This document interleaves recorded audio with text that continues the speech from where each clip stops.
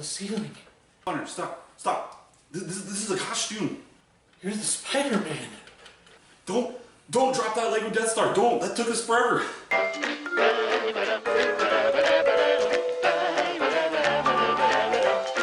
Spider-Man Homecoming.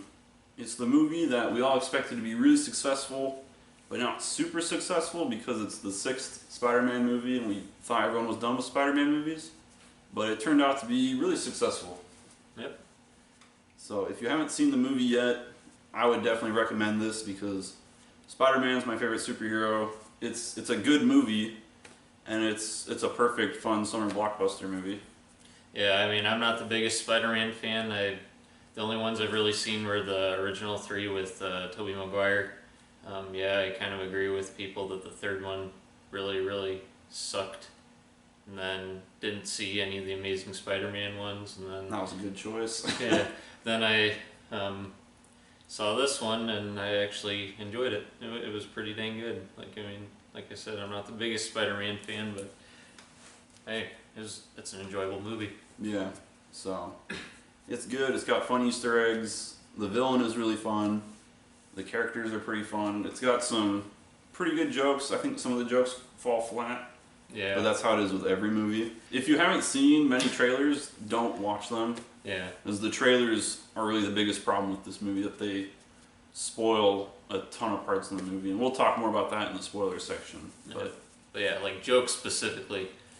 Yeah. Like, you know, I mean, half of them, they weren't even funny to begin with, hearing them in the trailers, and then, you know, hearing them again, it's like, it doesn't make it any better. Nope. But I don't know, a couple of them people still laughed at for some stupid reason, like the car door one. Yeah. That's the only one I really remember. I remember laughing on a part that was supposed to be like really serious.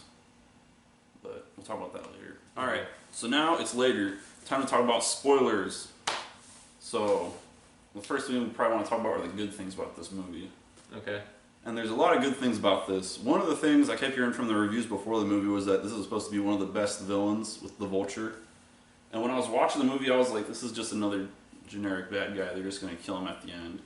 But the plot twist at the end, where it turns out that Vulture is Liz's dad, was genius. Like, that was awesome. That was one of the most fun moments in all of the superhero movies. Yeah. It just made it go from, like, I don't care about this villain, to Spider-Man really going to kill his girlfriend's dad on their date? Yeah. It's like when the reveal first happened, it's like, he's gonna shoot him right in the face, isn't he? Yeah, I was like, okay, first of all, how did he find his girlfriend's house? And then it turns out it was his dad. And that was when I started laughing. Like, the whole theater was like, oh! And I was like, oh man, that's so funny, that's so cool. The other part of it is so crazy because, like, anyone can be the Vulture.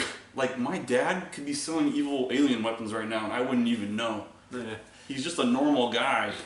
Yeah, so like, yeah, going along those lines, he's like a lot more grounded in terms of Marvel villains, or like superhero villains in general. Like, I mean, that's not something. And they don't kill him off, which means he could come back later, which is super different from a superhero movie. Yep, and you know, he was also played by crap, what's his name? Michael Keaton did a pretty good job. Yeah. It's like his. Oh no, he played Bruce Wayne / Batman. Yeah, we finally got to see Batman versus Spider-Man. Yeah. So yeah, he did a good job. And there was an Easter egg in the movie about that, where Vulture flies in front of the moon, just like the Batwing did. I didn't even notice that. Yeah. A lot of people don't. There's a lot of Easter eggs in this movie, and I felt pretty smart because I noticed one that no one else did, and that's Ned. He's always wearing these t-shirts with bugs. And each one is a different Marvel character. He has one of the Fly, and he has one of Wasp, which are both Marvel characters. So I haven't seen that on like any Easter egg videos yet, so that makes me special. And that sounded really dumb. Yeah. So I mean, this movie really doesn't have anything wrong with it too much. I mean, there's a few nitpicks I have. Yeah. But it's, like, when I first saw it, I was like, that was pretty good. I was like, I didn't think it was going to be one of my favorite Marvel movies. But when I came home, I started, like, thinking about which ones was better then. And I do think that it is in the top 5 for the best Marvel movies. And if not the top 5, it's at least number 6. Because this movie just doesn't have very many flaws. Yeah, I mean, like, My thing about it was that, you know, the reason why I liked it, because I couldn't really find anything like overly bad to hate about it. Yeah. I don't know, that sounds kind of weird, but Mm-hmm. I mean, Yeah, it's good. Yep. So now we're gonna talk about the things we didn't like. Yep. And when it comes down to that, the number one problem with this movie is the trailers. Like, the trails show every single fight. The second trailer they released was basically just the movie in 1 minute. Like, it showed the scene of Iron Man fixing the boat and him telling to Peter Parker to get rid of the suit. And you don't put that stuff in trailers. Like, that whole scene was like, man, this would be really intense if I didn't know Iron Man was going to come in and save the day. Which, I don't know if this was on purpose or not, but in that scene, there's the one fat black guy, and he's like, yeah, Spider-Man, go Spider-Man. And then Iron Man came, and he starts cheering for Iron Man. I think that's exactly what happened in 2007 and 08. Like, before that, everybody loved Spider-Man, and then Spider-Man 3 came out, everybody hated him, and then Iron Man came out, and everybody wouldn't shut up about Iron Man. oh my. Like, I really wonder if, like, they put that in on purpose. Like, they probably didn't, but it's still, that's what it made me think of. Yeah.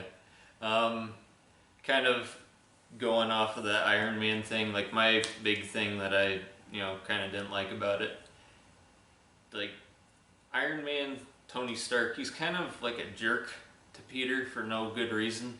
Like, I mean, I know Yeah, he's... same with Happy. I mean, like, Yeah, it's like... Happy didn't really act happy in this movie. Yeah, I know they know that he's a kid, but they still kind of, like, they don't really keep him in the loop. That's the one thing. Like, he gets mad at him for, you know, taking action, even though, you know, Iron Man's not, like, you know, communicating with him, saying, you know, I got this, I listened to you.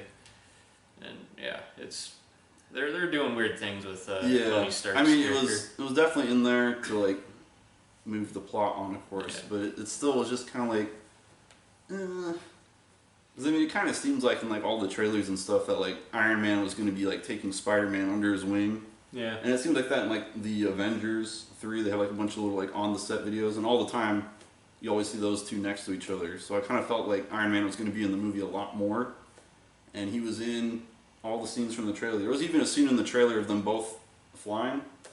That wasn't in the movie. So I thought there was going to be a lot more Iron Man, and there wasn't. Which might have been a good thing, might have been a bad thing. I was hoping to see some cool, like, tag team stuff, but Tony Stark, he was in, like, the movie just as much as Captain America was. Sony, you screwed up again. Like, we're not going to trust you with these Venom movie if you can't even make a good trailer for a movie. So, I mean, one issue I think was that Spider-Man's super strength was pretty inconsistent. If you notice that, like, he couldn't break through the bulletproof window, but he was able to lift the whole building off him and stuff. And even besides the building scene, he was able to take... Like, wasn't there a part where he gets knocked out by something? Yeah, he jumps. Yeah, he jumps inside the truck and that knocks him out. Yeah. And, like, he has a building fall on him and he's okay. Which, I mean, I get, yeah, that's from the comic book, but still, come on, guys, like, try to keep it a little more consistent. I mean, again, that's just a nitpick.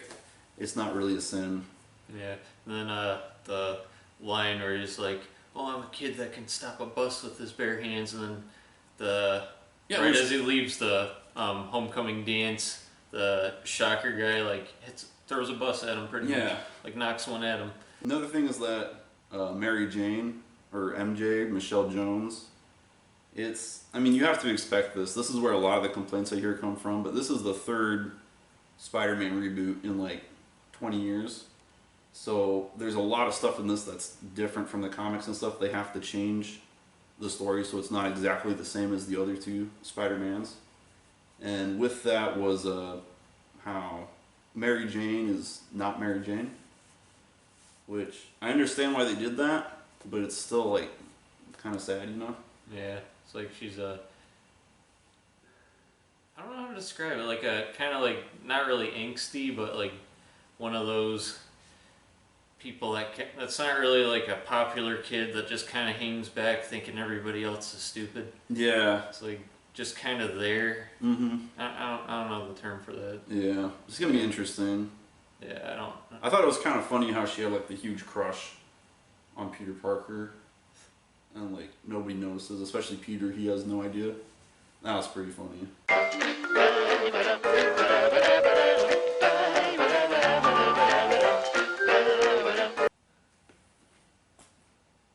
You're good. It's recording. You know what? Here's another con. That thing took a frickin' week to build, not one dang night.